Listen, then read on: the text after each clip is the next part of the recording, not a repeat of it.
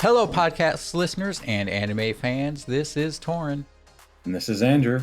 and the episode today is all about how a realist hero rebuilt the kingdom. It's another isekai. I'm starting to wonder if we should rename the show. Yeah, you just talk about isekais the whole time. For those who have not watched it, though, it is available on Funimation to watch. But we're going to kind of break away again, like we did with Flying Witch. And if you like to watch ahead, the next show that we're actually covering is Komi Can't Communicate, because I like it so much. Netflix. Yeah, which is on Netflix, and I like it so much that I'm kind of making sure we do it. Yeah, So, I mean, it's great. So we don't have to really discuss on like, do we not want to do this episode? yeah, it just it's up there. Just ended this last season, and we want to rewatch it again already. So, as per usual, this is a spoiler cast. So, if you have not seen How a Realist Rebuilt the Kingdom and you don't want spoilers, go watch it and then I guess come back. Or if you just don't care, then fine. We're gonna talk about it. So yeah, there's a lot of spoilers because a lot of stuff happens, and we wrote a lot of notes. Yeah, there's this one definitely has spoilers. I think you could still enjoy it with like knowing them, because I think second time around it wasn't necessarily less enjoyable, but there is a lot of reveals. With that though, Andrew, what's your rating and slogan? I gave it a 7 out of 10, and it is a show where the characters all have secret plots that they don't tell you about until they show you on screen. Yeah, that is a lot of the show. Personally, I have the slogan that realist hero takes a classic isekai story of an overpowered main character being summoned to another world, but then shifts the battlefield to that of a bureaucrat. This manages to keep things fresh while, I messed that up. This manages to keep things fresh, though fails at taking full advantage of that premise. 7 out of 10. So I also enjoyed it a good amount. So not over the moon about it, but thoroughly enjoyed it. So yeah, for those of you who maybe have not watched it since it aired 2 seasons ago, Kazuya Soma, after the death of his last remaining relative, while studying to be a civil servant, finds himself summoned to the Elfrieden Kingdom. The kingdom is a small country in dire straits that performed the hero rite of summoning as a last resort. In a survival attempt, Kazuya plans to help the country through radical administrative reforms and quickly finds himself given the crown and princess's hand in marriage. Despite this abrupt change, Kazuya fights his bureaucratic fight to turn the country around into a country that can stand alone, all while building out his harem. I hate that it's a harem. I do too. It was unnecessary. It's absolutely unnecessary. Totally. And we're already getting into the mix. Yes. Because it's, I had to put it at the end there because they go too pretty hard into it. Sure. Yeah. But leave the nitpicks for the end. To save that for the end. No, there's still plenty good to talk about. We both liked it. So let's start right away into the world building, because obviously with most isekais, this is a large part where they try to stand apart, is to have an interesting world. Mm-hmm. So to get a bit into that, and one of the things to talk about first is the way they structure races in this. So they have mankind, and they have beasts and monsters, and then you have dragons demons being their own thing. Well, demons are a type of monster. So they're monsters that are under intellectual or have like some sort of intelligence. Yeah, they mention it in one of the episodes that like demons. They talk about how monsters and demons are the same because they can't talk. But then spoilers. Yeah, apparently they can. But yeah, they mention how demons are differentiated from monsters because they have some sort of intelligence, being part of the demon lord's army. Mm-hmm. Like they mention how they have some sort of structure for combat and blah blah blah. But yeah, so mankind, they specify are humans, elves, beastmen, and dragon newts. So it's kind of interesting because, yeah, we would not put, say, dragon newts necessarily in there, or like dragonborn type. So it's kind of interesting that premise is there. That's like they're all humans. I think they classified it as we all speak the same language because reasons. Yeah. Beasts are part of the ecosystem, therefore not monsters. The example they give is slimes. Slimes are just beasts, which is very interesting too. That like this idea of what we would consider monsters are not. So it makes it a little weird. I really wish they would delve into that more. Like had Kazuya encounter a beast that you would think is a monster. Right, like a giant boar with a horn or something. And like, oh, it's a monster. No, it's just a beast. It's a standard beast. We see these all the time. It's like their version of just a wild boar or whatever. But it looks crazy. I really wish they would have played that a little bit. Like had that entire talk actually about what are beasts and monsters. I think that was I bet there was a whole chapter in the light novel, because I know there was a light novel and I know it covered a lot of stuff, but that got skimmed over in the anime, but whatever. Yeah, because I kind of appreciate in the anime how stuff like this they just put at the beginning. Like usually before the intro, they would give you some kind world of building. Yeah, an info dump world building. And that was relevant to that episode. So I think that was one of those that they just stuck it at the beginning. It's like, hey, this is what mankind is. This is what beasts are. This is what monsters are. It was kind of an interesting twist on things a little bit, how it's not super identical. There is a unique aspect to how they classified things. I don't know if there was anything you found interesting about that premise, because I think we're going to see more about that later. I tend to enjoy the world building as it's happening rather than like realize it afterwards or write notes about it. Yeah. So yeah. Let's talk a little bit about magic though, because this is another one in this world that actually is kind of glossed over for being like an isekai. They mention his ability is classified as shadow or darkness, because it doesn't fall under the other classifications of like 4 elements plus, what was the last one? Light. So there's 6 total elements. You have oh man, what's funny is I actually have a note that listed them, and then I didn't put it in these notes because I didn't think it would come up. You had earth, fire, water, air, light, and dark. So okay, so I was right. It was light. And light was healing. All light magic apparently is healing magic. And then every other thing is a specific thing. And then darkness, is anything does not fit one of the other categories is dark. Which is weird because they also visually show it as purple. So it's I think they just wanted to associate the two because darkness and purple. If you change the color, then people will get confused because people are stupid. It is interesting though that when you think about, I kind of want to talk more about his powers in a second, but when you think about his power, it makes you wonder what other dark magic might be in that world.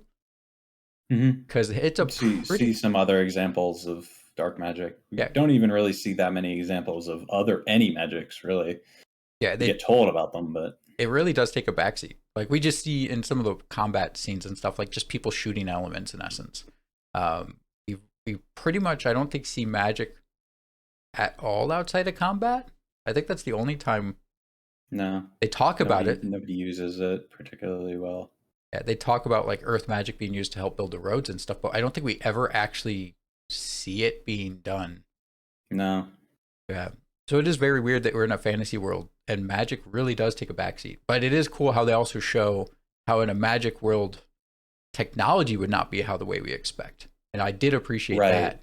Yeah, and they do spend some time explaining that as a world building device, because like they've got lighting and cooking material, cooking things, but that's fire magic.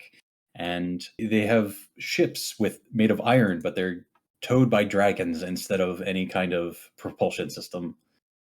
Yeah, it's like, why do you need an engine when you have beasts and creatures that are more than strong enough to do what the engine would do anyway? Now the real answer is because then you don't have to raise beasts. You don't have to spend 10 years raising a sea dragon, basically. I think but this also, I guess, is part of us looking back on their technology, because the example that I found not quite right, but I can kind of see being right, is that they do not have firearms, and the reason they don't have firearms is they have middle range magic. So why shoot a bullet when you can shoot a fireball at someone? And it's like, well, the answer is for 10th generation firearms where you have a sniper rifle. Yeah. it's silent. Like, good luck And shooting your magic. or the you've been exhausted because you've been fighting for 6 hours. Yeah. Or alternatively, I brought this water mage to this Earth battlefield, and all he can do is provide water for everyone else. Yeah. So Let me give him a firearm. it's like not quite right, but when you stop and think about it, it's like, well, they would have to start somewhere, and where they would start would be so much worse than middle age or like middle ground magic that you could see why maybe someone didn't invest much further into it. Yeah, you start at a level 10, and then or you start your magic at level 10, but your firearms start at level 1, so you might as well just keep using the level 10 even though the firearms have a higher level cap. Yeah, I did find interesting how they have cannons, and they were talking about cannons like, out at sea, magic is odd, so like cannons make sense for ships, Right. which is nifty. And then they show them using the cannons against the fortress walls. Right, but they only have 3, to the point where it was a huge loss to have lost those 3 cannons. But it also makes me wonder, okay, so is cannons technically still stronger? Like, does no one have magic that would hit a wall as hard as a cannon? I think it has something to do with like anti-magic defenses and Oh, stuff true. like that. Like a cannonball still hits the side of the wall. I did just forget there that they did mention they have anti-magic, and the cannon therefore would, We just break right through. other than the fact that he used a 2x4 construction system with Roman concrete. So I actually don't know that those cannons would have got through anytime soon by the way they were animating it. So yeah. it looked like a pretty thick wall. But yeah, the world, I think they did a pretty good job with. The conflict that they have going on was a unique take on the like whole dragon king or dragon lord, or sorry, demon king / demon lord attacking. Normally you'd be on the front lines. You send a hero out to defeat the demon king with his party of 4 to 5 people. Yeah, and this time it's like, okay, no, they're in a country that's not on that front engagement, and we just have to deal with the politics of that engagement happening off in the distance, Right. which it's really nice to change of pace. So since we're kind of getting into it a little bit already, let's transition over to talking about various characters and whether or not there's character development. Obviously, we should probably start right away with Kazuya Soma. I don't think there's character development in any of the any particular movement. I mean, you show that he he's getting to a breaking point when he's dealing with like all of the stress he's under, but I don't think he grows from that. He just kind of ignores it, and the episode ends on that. I know I'm jumping way ahead. I assume you had something to lead into that. I for the most part agree with you. There's just a few things with him that I want to talk about, but in general, I kind of agree with you. So right away, his plan was to be a local civil servant. I actually didn't double check. I'm assuming he's college. Yes, I believe he was in college. Yeah, it seems like college. I don't know that they ever directly address it, but it seems like he was in college. So it's like, okay, he would kind of understand the structures and stuff that he's implementing if he was studying at least from modern Japan. Though he references, I think Machiavelli's the prince. Yeah, like in the first episode, and he references it 4 times, I think. I didn't keep track, but I think he references it like 30 times in the first book of the light novel. Yeah, I actually listened to some of it. Oh, really? Yeah. I was like, I got to find out. I got to look into it a little bit, because in essence, the story is his story, and his thoughts are the prince. Like, it is straight up. He's implementing what Machiavelli taught in The Prince.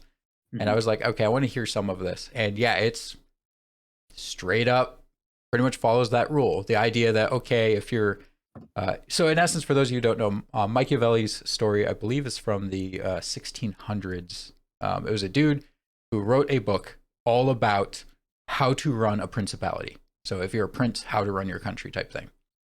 It was just a guidebook for like new princes, which is kind of funny to think about that back then someone wrote a how-to guide, how to be a prince. Yeah. And the entire book is he lays down a principle and then he shows examples from real life back then. Like he'd sit there and be like, okay, if you're a prince who just invaded a new country and that new country has a culture that's similar to yours, then you're more likely to hold that country. Here's an example of like this country that took over this other like city state.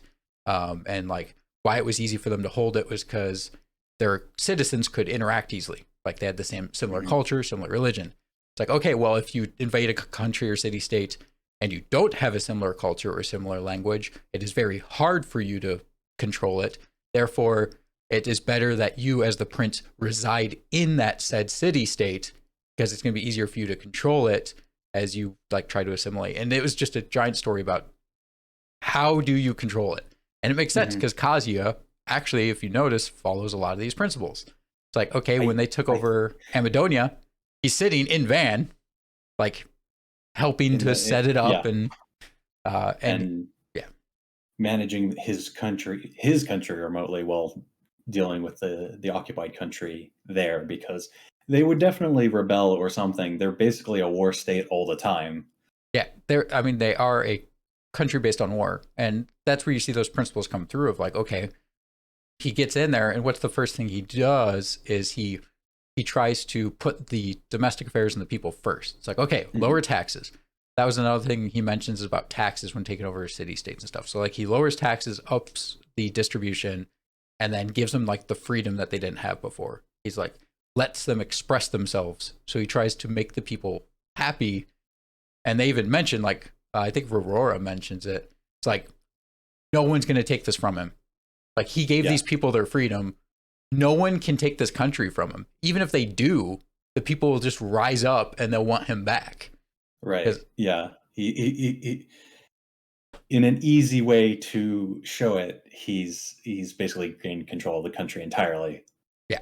We kind of go into, you said you don't think he has much development. I kind of agree, but there's a few moments where I think they attempt to give him development. One of those, I think, was his breakdown about, or his feeling of being a neglectful king about setting up for emergencies and disasters. Right. Yeah, that was what I was referencing in the beginning of this. Yeah. I don't agree with him, though, and I also don't think it developed his character at all. No, because I mean, he didn't go into the next episode talking about all of the changes and reforms he added in result to the issue. They just kind of move on. Well, and they also don't show, like, say, anyone, like, every single person supported him. It was only him who thought that he didn't do something right. I think it'd be different if, say, people were blaming him for not being ready for it, or if he had to get if people were blaming for it, he'd have a reason for that. But you got to think in the time period approximate that this would be, the kingdom would show up like 3 weeks later, and everybody who lived would have lived, and everyone who would have died would have died. There would be no like rescue attempt. Yeah, and but I think that's why it doesn't really develop him as a character, because it's just him saying, "Oh, I should have done more." I guess maybe it's with medieval transport abilities and conversation communications. Yeah, and I think the other reason it makes it hard to believe that he changed it all is we don't see a payoff. We don't see like later him like another emergency happen and he's immediately on it, like, everything's set up, initiates. Now that might happen in later seasons, that there's another emergency, but you mean a tsunami? Yeah, maybe a tsunami. Maybe they planned for, or earthquake. Yes, maybe one of those. I'm guessing that's a foreshadow. If it's not, I don't know. Whatever. yeah. You just do nothing on this foreshadow that you built the city on a difference. Yeah, you moved the city to a different spot, and you are changing the plan of how you build the city to account for earthquakes. I'm expecting an earthquake. Maybe the tsunami won't be a big deal because no one lives in that water plane because of Yeah, I mean, it tsunamis. would still probably flood a little bit, but it would rain a lot. But I wouldn't imagine you would. It might impact shipping or something. But Yeah, I would imagine an earthquake's probably coming at some point because they foreshadow it. Uh, so the only other time I see some sort of development, maybe they're trying to pull, is when he is on the battlefield and he questions whether he's become a charlatan. Um, and yeah, I don't get where he's going with that. so Because I mean, yeah, it's difficult to get because I think the way they wrote it is awkward for the anime, like the way he talks. But in essence, what he was saying was that he, at that moment, like with the war and everything, he's pretending to be a king despite not being a king. Like he's using numbers to find out, okay, these engagements, oh, we're going to be positive on, we're going to win because like we're going to lose people, but it's 20% of our people. So we'll, okay, yeah, I get it now. Thinks he's a charlatan because he is a king and he's acting like a king. He just tells everyone he's not a king and he doesn't mentally think he's a king. So he's a charlatan because he's faking not being a king despite doing all of the things that what a king would do. yeah, I think they're trying to show that he, throughout this time, has taken up the king's role like to its fullest, and he's Mhm. getting to the point where now he's determining people's lives by numbers, which is it's what war a lot of the times is determining by numbers. At the And top yeah, level at least. so and he feels like a charlatan because, like you said, he in fully is a king, but he keeps mentally not thinking he is and telling people that he's not really a king. Mhm. Yeah. Um, so yeah, I think they're trying to show development there. The problem is I see the Kazuya on day 4 being able to do everything the Kazuya at the end of it can do. Like I don't Or, see any change in mentality or philosophy. or skill. I mean, he gains magic, but like he just does that to be better at the At thing. He doesn't paperwork. Yeah. really at paperwork. He doesn't become mentally better. No, but uh, real quick with that magic, because we mentioned we were going to talk about it a bit earlier. Um, Very interesting because he can copy his conscience into an object, which is very unique. So yeah, right away he's like, oh, I can control 3 quills, have there's literally 4 me's doing paperwork. Mm-hmm. It's cool. But then he finds out the object that he puts his conscience into, he can absorb its senses. There we go. It's like he has at one point the object reading a book, and then he can just know what it's reading. Or at one point he has the little mouse one that goes around and tries to find people that are hurt. Yes. Which is like, okay, this is weird. He can apparently swap conscience. So like the conscience in his body can swap with one of the ones that's the items. Therefore he like doesn't technically have to like he sleeps but doesn't sleep. Yeah. Which is weird. And then he can control like a dummy, which makes sense. Like he has his little adventure. And then he has the dummy that he uses to fire the cannons in the ship. Crazy, a kind of a funny power, kind of overpowered for what he's like. Oh, I don't know what this is good for. Oh, I can do paperwork, and then all of a sudden it's like, yeah, you're just learning your abilities. yeah, the dummy can fight like really well. So yeah, okay, but that's the thing is you don't see this. You also don't see that power, I think, become anything unique. Yeah, it's just he mentally doesn't seem to really change at all. Emotionally, you have your different ways that you can have a hero expand. One is a call to action. So like it's someone who's inactive and then they have to become active to accomplish something. He right away goes about fixing the country. On it immediately.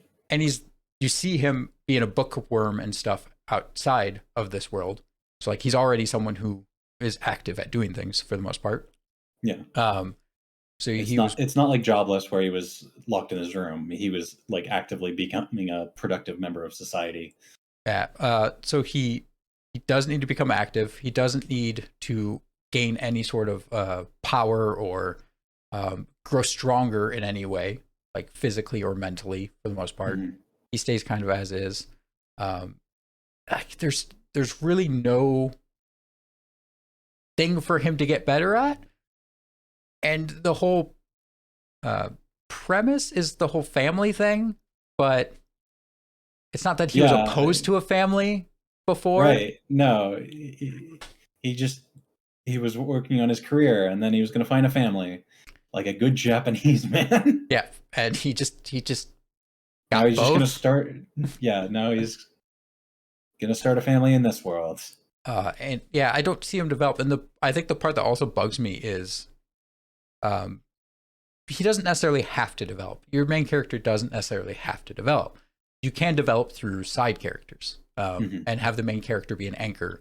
But the problem is, like, the side characters that I think they could have developed well, they didn't. Like Lucia, I don't know, whatever the princess's name is, I can't pronounce it. Lucia, I Yeah, think is how it is.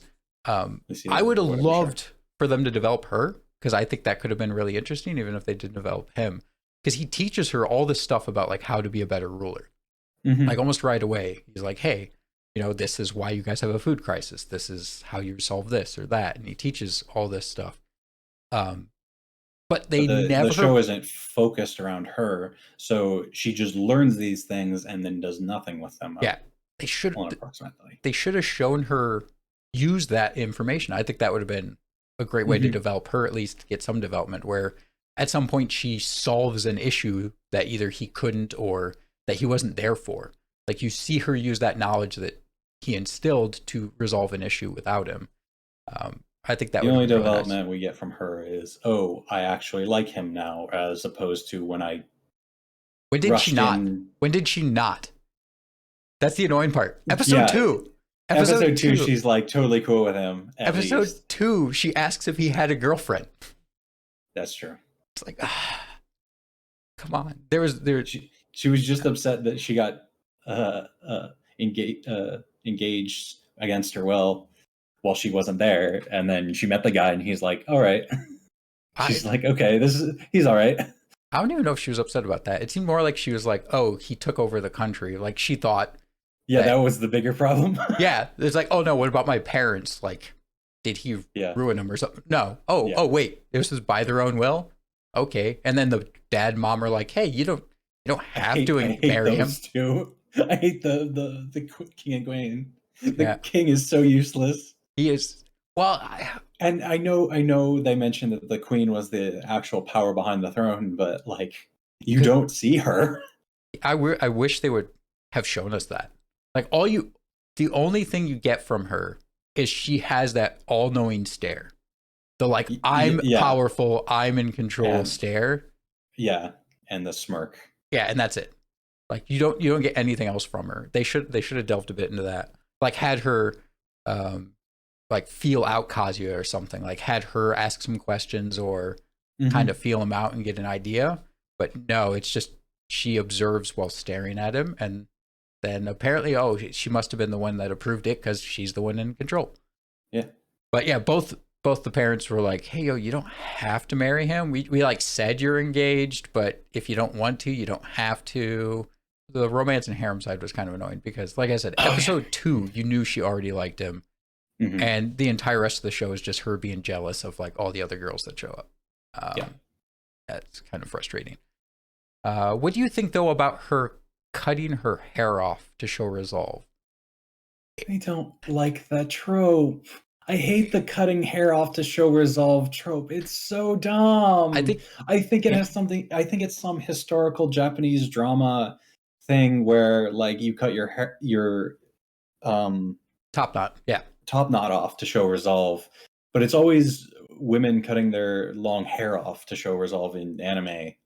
yeah, and I mean, I think a lot of it stems from the idea that like you're supposed to grow your hair out, um, and it's supposed to show. I don't want to get too far into it because I'm sure I'm not quite right, but the idea is I know it's supposed to be like a big thing against your clan if you cut off your top knot. Um, so yeah, it's the part that bugs me is it almost felt like they were trying to develop her character doing that, but The problem Yeah, was, it falls completely flat. yeah, She just does. She's like, wait, before you end this Zoom call, let me cut off my hair real quick and show it to you. And he just goes, it's it's annoying because it's almost like they did it to show that she like fully supports Kazuya. But the problem was it was unprompted. It's not like Carmine sat there and like pressured her to be like, oh, you're not really, you don't really like him. He must be dominating you, controlling you, like you're a slave to him. It's not like he pressured her to have to show her resolve to back up Kazuya.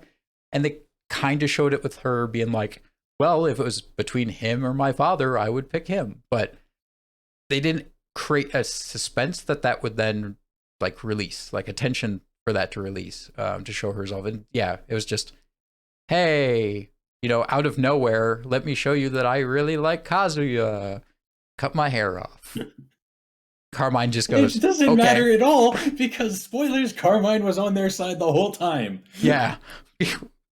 Like, I remember that he was, but my brain forgot that she literally finds out right before that call. So she knew that he was on her side. So who is she showing off to? I have no idea, because the dragon newt guy whose name I've forgotten but wrote down somewhere. Varus was already gone. Yeah, he'd already gone, and the other lady was on their side the whole time. Yeah, and I'm sure she knew that one. If he mentioned that Carmine was like working for them, I'm sure he mentioned that Walter was working for them. So like, why? There was literally no reason. And this is supposed to show her resolve. Like I said, it's the only thing I can point to where it's like they must have tried to develop her a little bit there, but it completely falls flat. Yeah, I don't get it. Whatever. Speaking of some of the dukes and stuff, though, what'd you think of Carmine and this whole plot thing? I like that Carmine was like, I'm gonna tank all of these corrupt nobles because I can see what you're doing. I think that both of them could have been smarter and just sent a representative to figure out if this new King Kazuya is a crazy person or not. Yeah. They just don't interact with him at all. Well, with one exception. Walter does. Because Walter sent Juna. Yeah, that's what I mean. Yeah. The other two could have done something similar. Yeah, and I think that's the only issue I have with Carmine's plot. Like, I like the idea that he's like, okay, I think I can leave the country in your hands. You seem okay, so I'm going to draw out all the corruption in one place for you. But yeah, I really wish they would have shown either a flashback or had Carmine talk to him about why he recognized what he was doing and trusted him, because they never talk about it. It's just like, oh, Carmine is doing this to help you. Why? What did Carmine see? Why? He never met him. He just noticed that he threw out a bunch of corrupt nobles, and he's like, I'm gonna throw my weight entirely behind that guy. Yeah, it's like, I really wish they would have done something. Like, Carmine in essence was just a thing until like the last few episodes, and they didn't really develop out who he was. Like, you're supposed to understand that he's an old war hero type person. Like, he's just a strong warrior that's super devoted to the country. But I want to know more about why. I want to know why he would trust the country to him. Alternatively, a scene where he gets told that he's dying of whatever fantasy cancer, and he's going to die in a couple of months, so he wants to go out on the battlefield and yada yada. Yeah, then start a war, start a rebellion. That actually that would have been a nice idea too. Is a dying wisher, because that's the thing is, despite his entire plot, they were like, oh, he's given himself up, like he's going to be seen as a traitor. He's going to have to be punished as a traitor.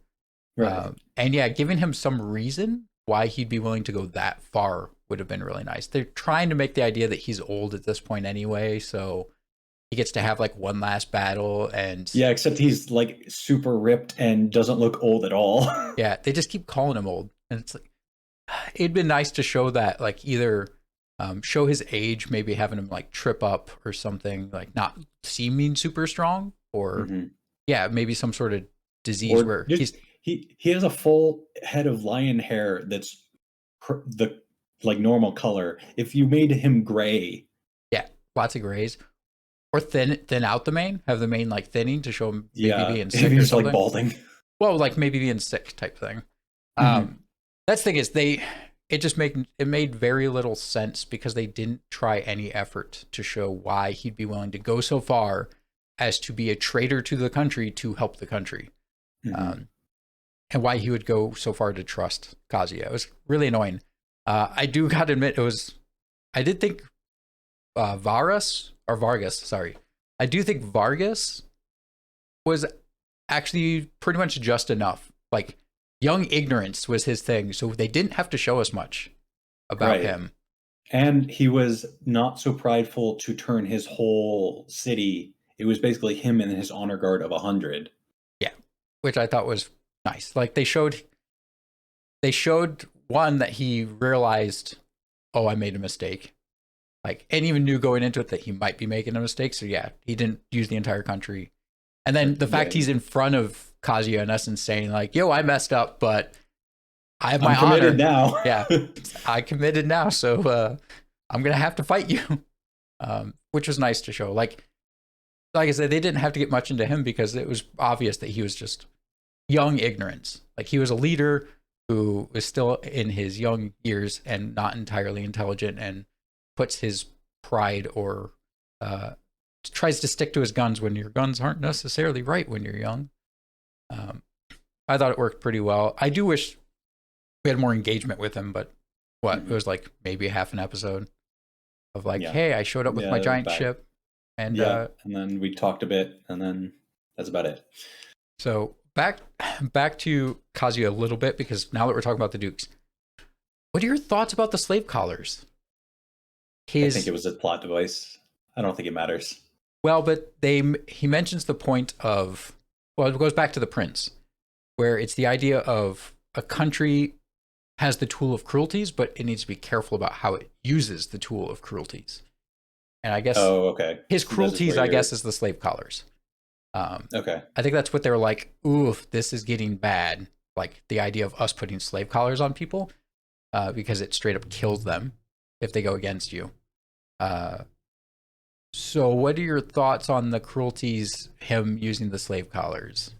I think it was a plot device, Yeah, even with that information that I didn't know uh, or didn't remember. That I still think it's just a plot device.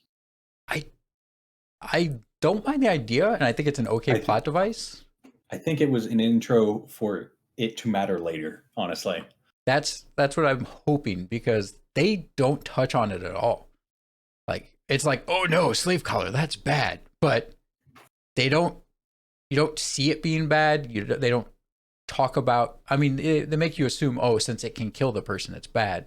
But they don't. It almost does feel like an introduction to the slave collars, which is Mhm. kind of annoying because when you're using it in this big of a use, like he's putting them on two dukes and a bunch of the old like corrupted nobles, and uh like these are big people, like they're not nobodies. So it's kind of weird that the first time they're getting implemented is up against like these big like Important people. yeah, I think. See, the most important thing is that Carla, the dragon new harem member, has a slave collar, so now she true, can never betray him. yeah, not Which that will probably come up later when actually that's not entirely accurate. That's not entirely accurate. oh yeah, she's under Yeah, he the transferred it princess's to the soul. princess. That's true. Now she can't betray the princess, which in essence is you can't betray him because Right. yeah, It'll be that there'll be a plot device where or there'll be a plot point where Carla pretends to betray the king and join the other side. The other side's like, yeah, help us, but she's actually a double agent. yep, I could see that totally happening. Um, I could totally see that happening. The idea of using cruelties, to me, it almost didn't feel, though it is cruel, didn't almost feel cruel. Like it's not like he's doing something against the people or something. It's he's putting slave collars on rebellious. Yeah. Like Like I said, it didn't feel like a cruelty. It just felt like a plot point. yeah. So I don't If quite. you were enslaving huge swaths of people to put them in the army, then that would be a cruelty. Yeah.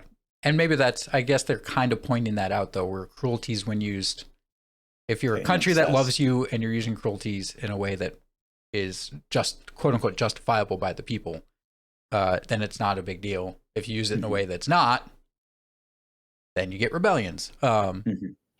It just felt it better lead up to something else. I mean, Yeah, the slave collar kills someone. Someone better die to it. yeah, Like, show how bad this actually is, or how big of a deal it actually is that he used them. Let's get into Kazuya's foil, Gaius. He's right. supposed to be the foil to Kazuya. Like he's Mhm. supposed to be the exact opposite. And like I said, the writer shows how Horrible dictator. bad of a character he wrote him as by Gaius's own speech, which is all of you I don't quite have it exact, but he says all you ministers only care about domestic affairs while our neighbor is getting stronger. What's his neighbor doing to get stronger? Focusing on Only domestic caring affairs. only caring about domestic affairs. It's so annoying because I'm sorry, even a stupid king would recognize. Like you'd look at your neighbors and see what they're doing. Like you would know the changes they're making. Yeah. It's like that's how bad the writer wrote him. And I'm sure the writer wanted to do it on purpose, but he almost made him too ignorant and too stupid. Like Mhm. too much of a muscle brain to where it doesn't even feel like an actual foil to Kazuya. It's like he's supposed to be. He's the military guy. Kazuya's the domestic guy. But Yeah, I think he's supposed to be a joke in the first place. He's just really strong in military. I also think that his existence is to be put out of the way. I think his actual existence is for Roroa and The girl, his daughter. yes. She's going to be a huge deal later on. She's already said, "Okay, watch out, Kazuya, because I'm coming for you." Mhm. Because apparently the dad said she doesn't care about her family, yet she cried when the dad died. Um, but the Yeah. fact that Well, her, obviously he thinks that because she like left him because uh he probably wanted her to like get married to some crazy thing or train in war like it's all of her brothers.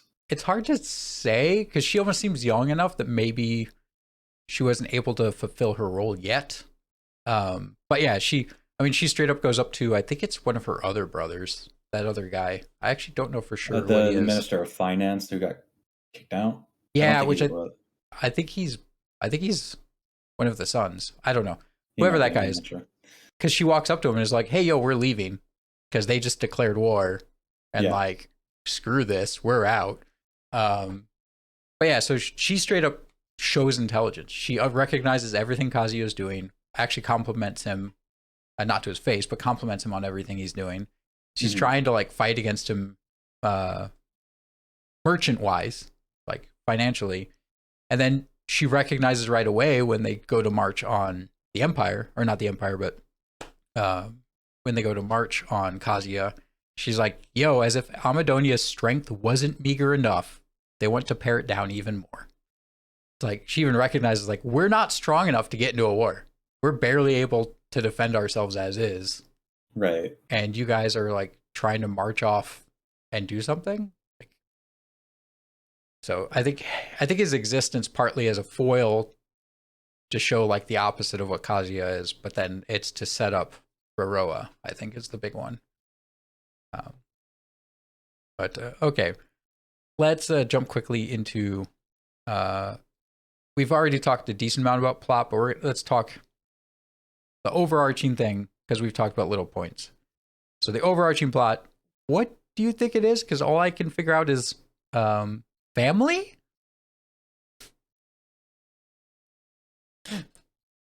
Yeah, the whole first season seems to just be we're setting up for the real plot on a national scale where I included a war. Yeah, yeah. All I can come up with is family. Like, Yeah. because the grandpa tells him that people have families so that they don't die alone. Kinda. We're talking idealistic here, which is funny Yeah. because he's realistic. His grandpa is idealistic, which maybe that's part of the idea too. Is maybe he's going to become more idealistic throughout the entire thing. That would be Um, interesting. I mean, his next big boss to fight Is is the the Grand Empire, Empire, and she is which labeled is as idealistic. as the yeah. So probably. But then he says that if you have a family and protect them, you'll feel as though you had a good life. Like that was not word for word, but Sure. I don't know that I fully agree. Once again, it's idealistic. Yeah.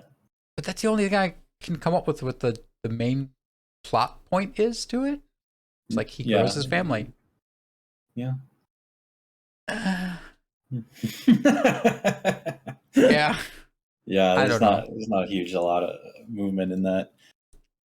Yeah. I mean, I don't know. Maybe it is just a show that is definitely reaching for more content. I mean, season 2 is coming. Yeah, When this they comes got a out, second season, yeah. so When this comes out, it'll be starting up almost right away. maybe we'll see more. I think in a week. I think it's literally this is going out like the first week that shows are coming out. So, Okay. well, hopefully see more about plot. I mean, if you just say the general show plot, I think overarching the idea is family, which I don't know how Sure. much. Yeah, okay. Well, I mean, we're just gonna add the harem. It's Gonna be harem. the family Just harem. just call it harem, not family. I mean, I guess technically, Tomo was it? Tomoe. Well, we're thinking Tomoe. Actually, it is Tomoe. Yeah, Tomoe, not the one from Moonlight Fantasy, but Tomoe is more of a sister. Like treats her like a sister, so she's not entirely Yeah. harem, but Right. because I think the harem at this point is the princess, Aisha, Juna. I think it's those three. I don't think there's and any. then it's gonna be Carla. Carla's gonna get added. Yeah, that's already kind of become pretty obvious. Uh, so I mean, it seems like that's kind of what they're going for is this idea of family. They tried to wrap up on the last episode him being like, "Oh, Grandpa's right. I'm kind of happy, and I've got my little family now. I'm gonna protect them. Yeah, I'll protect them somehow." Uh, but I don't know. Plot wise, past that, they have barely touched the surface of what I'm assuming is supposed to be outside of that the main plot, which is resolving something with the demons. Yeah. Oh, More than likely committing diplomacy against them. yeah, Because now we have somebody who can talk to them. yeah, that entire thing that they just drop and then don't touch again. But oh well. All right, let's just, if you don't have anything else, let's get into hit picks. Okay, go ahead. So the first one I'm going to go with is yes, thank you for recognizing that if you get summoned to another world, you're going to be mad. Like, yeah, they immediately acknowledge, like, please don't immediately hit us. yeah, it's like, oh, we're sorry if you're mad. It's like, of course I'm mad. You literally pulled me out of nowhere into another world. Yeah. But okay, I'll listen to you first before I get super mad. But On the plus side, they can understand each other for one. Yeah. Which, oh yeah, that we didn't even talk about that power of his. The fact that he has auto translated for him. But only him. Only him. What people are saying, what he's saying, and then like what he reads or what he can write. He can auto translate as he's going. So it's nifty. I don't know if you had a hit pick. No, I just kind of wanted to try these lily root, like steamed lily root things, but I have no idea how I would be able to acquire those.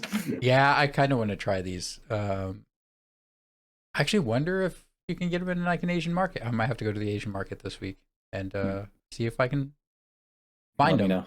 They sound delicious. No, the Puppet Adventure. I love everything about the Puppet Adventure. It's great.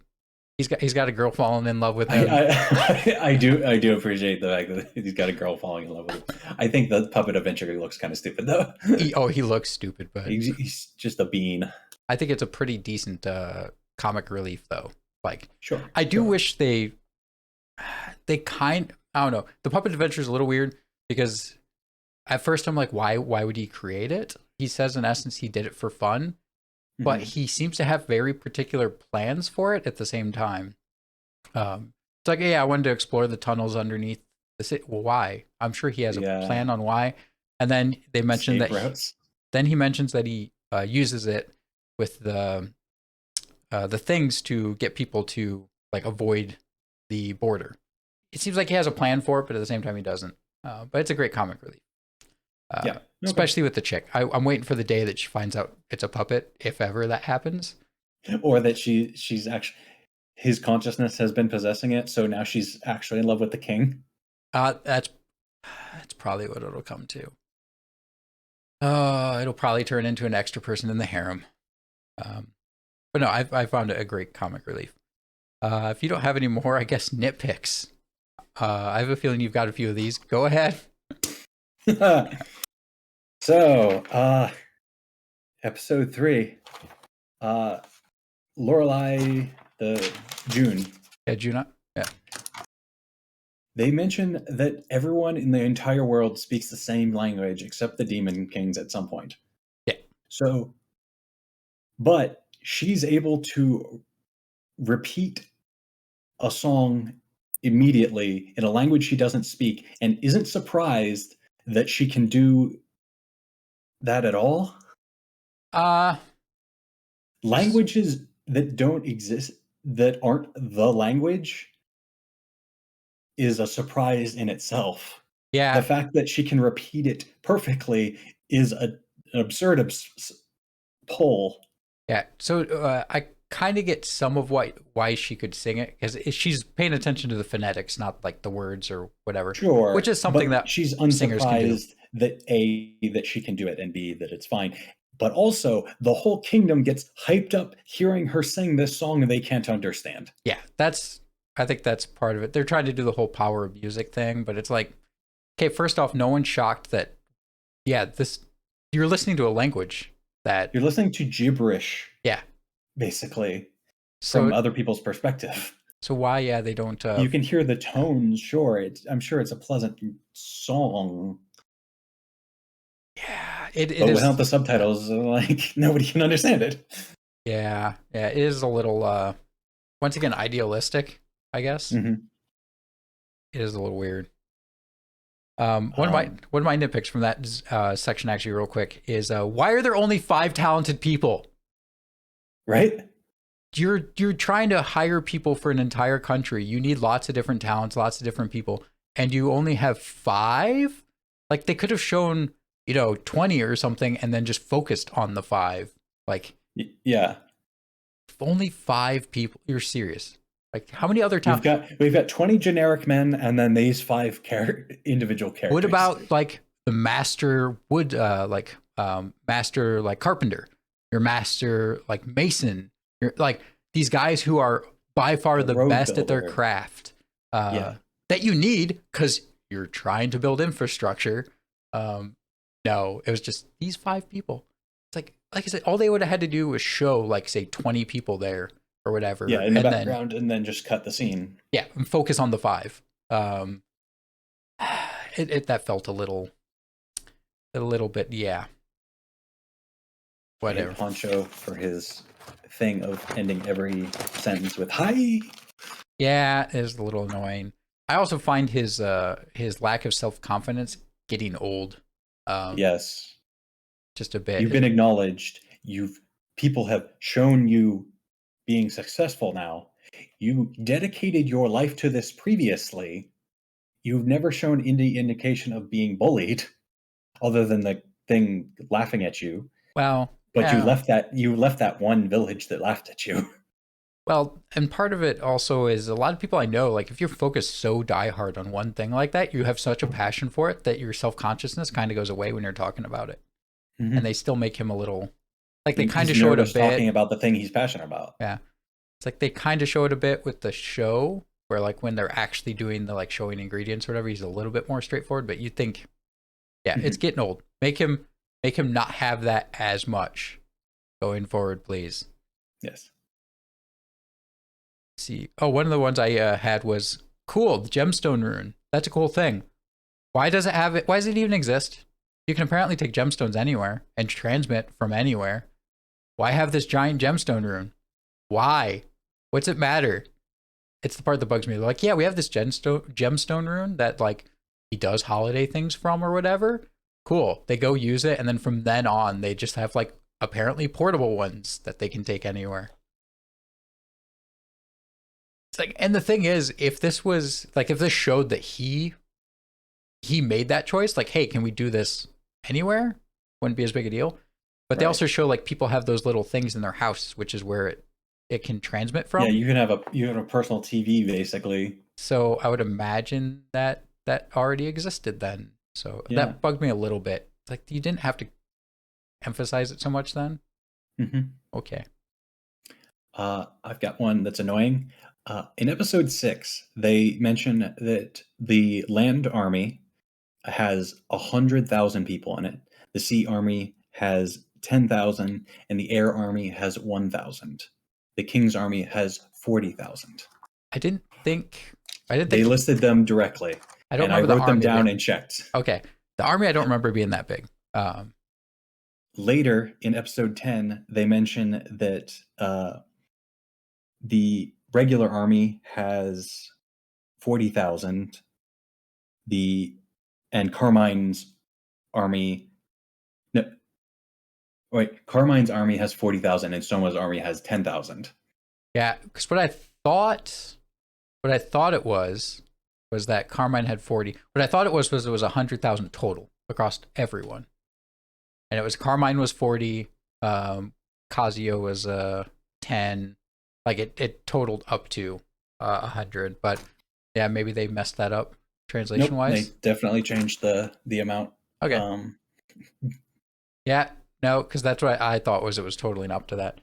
Yeah, that is interesting. I do find it funny. What do they say that like there's 1,000 in the air force, but it was like 100 soldiers to one, like is how strong they're supposed to be. Yeah, they were worth 100 soldiers or something for each air soldier, which makes sense because like airdropping fire bombs and stuff at people. Well, but I guess that depends because if there's one mage in that 100, can you shoot down a dragon? Yeah, that's fair. So it was a little like, okay, I guess if we're talking like a general foot soldier, maybe it's 100 to 1 because yes, you dropped 2 bombs and like you just took out 100 guys or whatever. But they also mentioned that there's a bunch of mages. I forget how often they said there's a mage, but I think they did classify like how many mages there were. Yeah, that is a bit stupid that they changed it. Okay, here's one of the other nitpicks I had. Hey Hakuya, you need to go take a break because then your followers won't take a break. So how about you go take the princess to the town on a date? Cool. Yeah, I'll go do that. Hey, let's dress up in disguise and go into the town so that no one notices us going to the town. Right. The whole point was that people see you taking a break and you dress up into disguise. So nobody knows he went on break. It literally defeats the whole point. It's like Hakuya wanted you to be seen. And it just doesn't come up. It's not like Hakuya later. It's like, yo, dude, where did you go all day? Yeah. It's like, oh, I was in town taking a break. Like, nobody saw you. What? Yeah, none of the castle people who are working, they just thought you were holed up in your room doing more work, so they couldn't leave. Yeah. It was just so, it's just the fact they didn't address it at all. It almost does seem like the writer even didn't even think about it. He's like, oh, he's going into town. He needs to disguise or else people will. Suppose you could have made the announcement or be seen leaving in disguise and say, all right, all my subjects, I'm going into town in disguise. maybe it made no sense. It was like, this is entirely, it defeats the point. It defeats the point. I don't know if you have any more nitpicks. Last names are terrible, especially on the Beastkin. You know what Kadia's last name is? Hal's girlfriend? What? Foxia. Oh, huh. Do you know what the last name of Tome is? I actually have it written here. But what is it? I didn't write it down. It's Inoue. Yeah. So wolf something, wolfie, basically. I think isn't It Inoue like dog? it's dog. It's yeah, Yeah, you're right. It's dog. but same idea. Same idea. Yeah, no, that is a poor writing. Pretty poor Come writing. on, anything but like Well, animal I mean, related. I don't think it's just them though. But yeah, last names in general. Because what's Pancho's last name? I don't know. Panicotta. Oh, God, everybody's last name is terrible. I assumed it was bad, but I don't. Juna's is Doma, which I maybe that's something I don't know, like translation wise. Aisha's Udgard. Like, okay, let's just pull. Yeah, Udgard.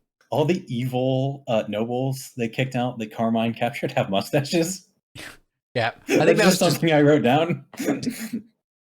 Is that almost more of a hit pick? It's like I think it's more of a hit pick. I was like, they all have mustaches. Oh, one of them has a beard, I think. Yeah, they almost went for all the like pervy / like the stereotypical bad guy mustaches, which is just great. Love it. Well, I guess with that, we will wrap up this episode of Anime Digression. Once again, if you want to watch how a realist hero rebuilt the kingdom, it is available on Funimation. And new season's coming up for it. So if you found it interesting or liked it, new season's airing. I'm assuming it's going to be on Funimation again. I don't know. I don't think they've announced, but it'll probably be on Funimation again. Let us know how we did and how you liked the episode. You can email us at animedigression@gmail.com or tweet at us at animedigression.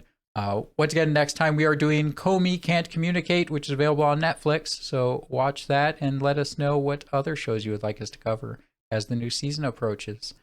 With that, thank you all so much for listening, and hopefully we will see you all at another episode. Bye. Bye-bye.